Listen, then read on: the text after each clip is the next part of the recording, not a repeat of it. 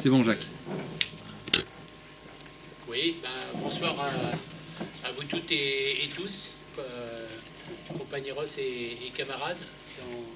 Dans la situation actuelle, dans la séquence politique auquel nous assistons, je crois que c'est très important que le mouvement ouvrier, le mouvement syndical dispose d'une mémoire longue et fertile, une mémoire émancipatrice.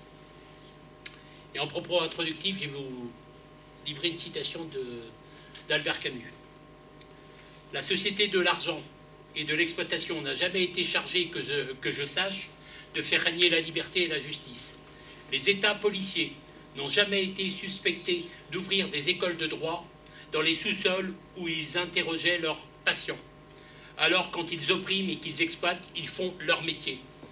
Quand Albert Camus tient ce meeting syndicaliste en défense des libertés, c'est organisé par la CGT Force ouvrière, la CFTC, la FEN, la CNT et l'UGT.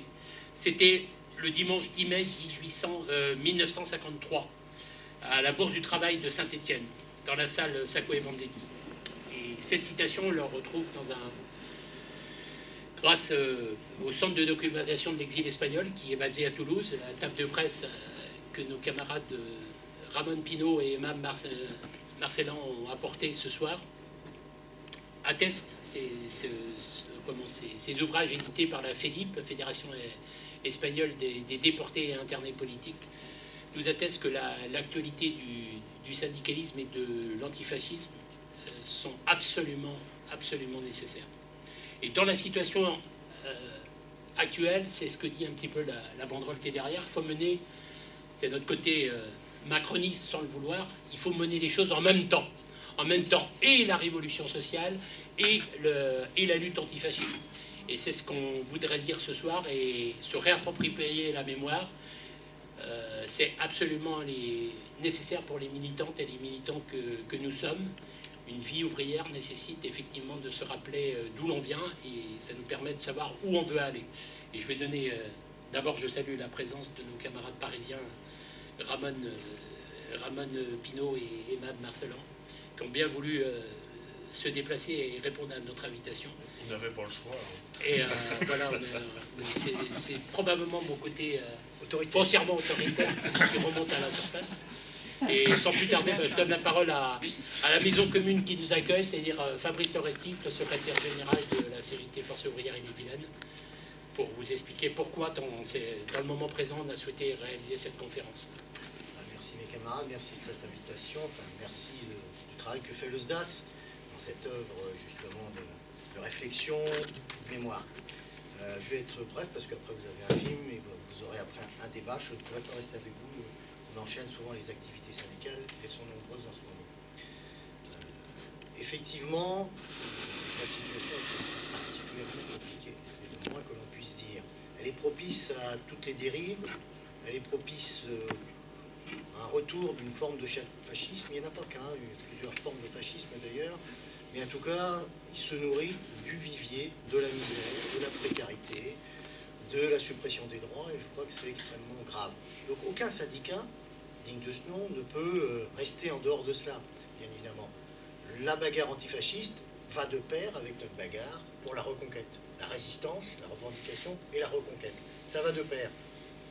La route est semée d'obstacles. La difficulté pour mobiliser est énorme. La confusion qui règne est très grande. Et il n'y a pas besoin d'être sur le terrain électoral pour s'en rendre compte.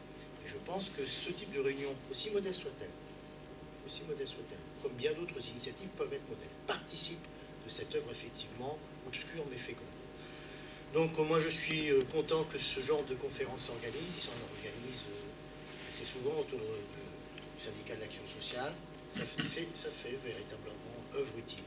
Je considère qu'au-delà du cercle des militants de force ouvrière, il est intéressant, particulièrement important en ce moment, de discuter. Pas discuter pour blablater indéfiniment. À un moment, il faut passer à l'action, hein, c'est clair. Mais d'abord discuter pour savoir où on veut aller, comprendre un peu ce qui se passe, les points d'appui, mais aussi les difficultés, la clarté, à mon avis, un certain nombre de choses qu'il faut rétablir. Et puis, bien évidemment, aussi rester sur nos fondamentaux. Et les fondamentaux, c'est l'internationalisme, bien évidemment. C'est les travailleurs, quand il y a le bon rôle, français immigrés, même patron, même combat. C'est un des éléments de notre réflexion et un des éléments de notre bagarre. Et franchement, la période nécessite cette réflexion et cette action ensuite collective. Il ne s'agit pas ici d'aller vendre des cartes, hein, pour ceux qui ne sont pas force ouvrière, c'est pas du tout la question.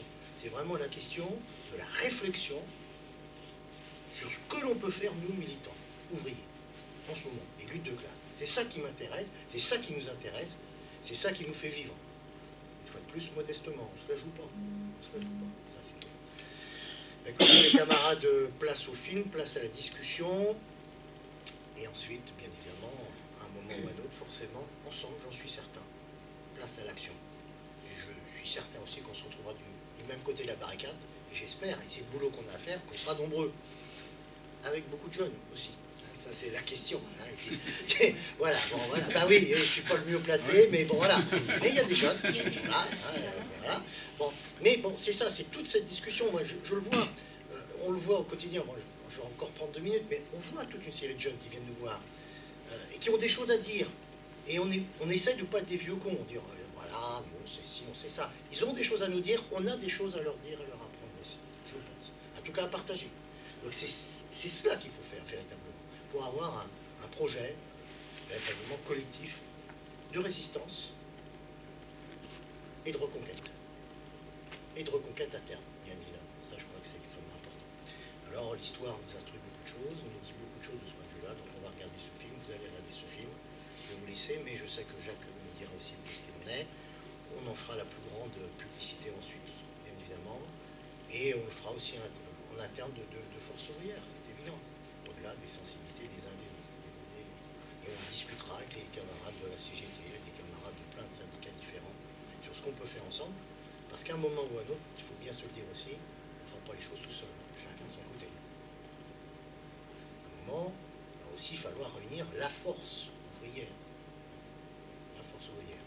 Elle est diverse, il y a des parcours différents, mais on doit effectivement à un moment se retrouver ensemble pour reconstruire des jours heureux, hein, mais nos jours heureux, sans personne ne les impose, ils ne sortiront pas, de mon point de vue, des urnes, que ce soit en avril prochain ou n'importe quelle autre échéance. C'est à nous de prendre notre destin en main, c'est ce que vous faites ce soir, et je vous en félicite. Merci mes camarades. Sans plus tarder, je vais donner la parole à Emab et Ramon pour l'association du 24 août 1944. Ils expliqueront l'objet de cette association. Et je tenais aussi à saluer la présence de nos camarades du Centre culturel espagnol qui ont répondu présent à notre invitation. Je suis très heureux qu'ils soient présents. Voilà. Ramon ou Emab. On a créé cette association qui est une association mémorielle. C'est parti, c'était en 2013, je crois. 2013. Ça partait de la libération de Paris qui est fêtée en France le 25 août. Et nous, on savait que, en fait, la veille, le 24 août, l'avant-garde de la 2e division de Leclerc était déjà arrivée dans Paris. Et, curiosité, elle était composée essentiellement de républicains espagnols, dont une grande majorité était anarchiste et antimilitariste, bizarrement. Et on s'était dit, on va parler de cette arrivée pour la libération de Paris le 24 août et expliquer ce que foutaient là des Espagnols. Pourquoi les républicains espagnols étaient à Paris le 24 août 1944, ce qui, évidemment, nous oblige à expliquer qu'ils poursuivaient un combat contre le fascisme qui avait commencé en Espagne le 19 juillet 1936. Et donc, ça nous oblige, entre guillemets, à évoquer toute la période de la Révolution espagnole et la lutte ensuite pour abattre le fascisme en Italie et le nazisme en Allemagne. malheureusement pas le franquisme, on pourra en discuter après peut-être. Et ça nous amène à présenter des films, des projections, des débats, organiser des débats dans des lieux divers et variés. On fait des expositions d'affiches, de livres dans des musées. Et ce qu'on fait beaucoup, c'est aller animer des débats dans des écoles, soit des collèges, des lycées, dans Paris, en banlieue, en province, partout où on peut en fait. C'est souvent les professeurs d'espagnol qui nous invitent, et ça nous amène à faire un petit cours d'histoire qui commence généralement en 1936 en Espagne. Ça nous permet d'évoquer une période de l'histoire qui est rarement évoquée dans les livres d'histoire, justement. Que ce soit en France ou en Espagne, c'est toujours, dans le meilleur des cas, c'est 5 lignes en vitesse. On parle d'une guerre civile, on explique à peine pourquoi il y a eu une guerre civile, et alors qu'il y avait des raisons profondes, et on verra un peu ces raisons dans le film qui va être projeté. Voilà, et on fait ce travail souvent. Des fois, ça nous amène à répondre à des invitations qui nous surprennent, puisque des mairies de Paris ou de banlieue nous invitent à évoquer cette période historique. Même il y a 2 ans, c'était le 80e anniversaire de ce qu'on appelle la retirada, l'arrivée des exilés espagnols en France. Deux membres du ministère de la Justice du gouvernement espagnol actuel étaient venus sont venus, nous ont contactés parce qu'ils se sont rendus compte qu'on avait un certain nombre de photos inédites, nous ont invités à participer à une exposition qu'ils avaient prévue à Madrid et auquel nous avons participé également. On est allé là-bas. Donc, à chaque fois qu'on nous demande de participer à ce genre de manifestation, on fait des valises et on y va. Je ne sais pas si tu veux ajouter. On va juste rajouter que pour ce soir, Jacques nous avait sollicité le 24 août dernier pour parler de l'antifascisme et du syndicalisme. Et donc, on a dans nos ressources, on avait ce film-là, enfin ce film qui est en fait relativement ancien, puisque au départ c'était un diaporama qu'on a mis, puisque là vous voyez la date, il a été fait en 1978, donc c'est pas très récent, mais il garde toute sa pertinence, enfin nous semble-t-il, on en discutera après, sur la notion qui a été évoquée, et puis les bagarres que les camarades de FO ont dit. Voilà, la CNT, dans ces années-là, s'est bagarrée à la fois contre le fascisme et aussi en menant une révolution sociale qui est l'objet principal de ce film. Voilà. Donc nous, en tant qu'association mémorielle, elle est quand même un petit peu particulière, il faut le dire, puisqu'on est tous fils de réfugiés espagnols, fils d'anarchistes espagnols, réfugiés anarchistes espagnols. Voilà, donc on est assez orienté, on dit clairement, quand on parle la retirada, les camps du sud de la France, on en parle, etc. Bien sûr, on parle de la surface des choses quand on nous demande d'en parler, mais quand ce soir on nous demande de parler de la profondeur, on en parle aussi. Donc c'est la profondeur. Pourquoi 500 000 Espagnols passent la frontière? On va le voir. On va en parler ce soir. Parce que il y a eu des combattants sous la dénomination générale de républicains. Aujourd'hui, c'est les républicains espagnols.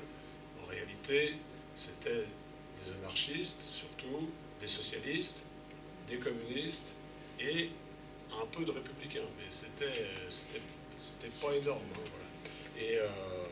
Mais voilà, ils ont existé, ils ont combattu aussi comme les autres, etc. Mais voilà, donc c'est dans l'ordre des choses de l'antifascisme, c'est plutôt comme ça qu'on les voit. Donc nous, on est très heureux d'être là, de pouvoir reparler de ça, de cette mémoire-là, parce que, comme ça a été dit, c'est une mémoire qui est assez enfouie.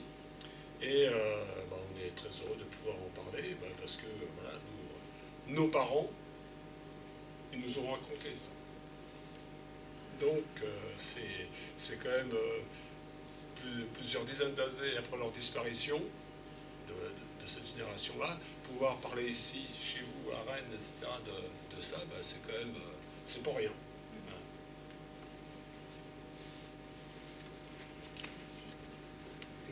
Guillaume, on va lancer le film, Ouais. on va cesser la caméra et puis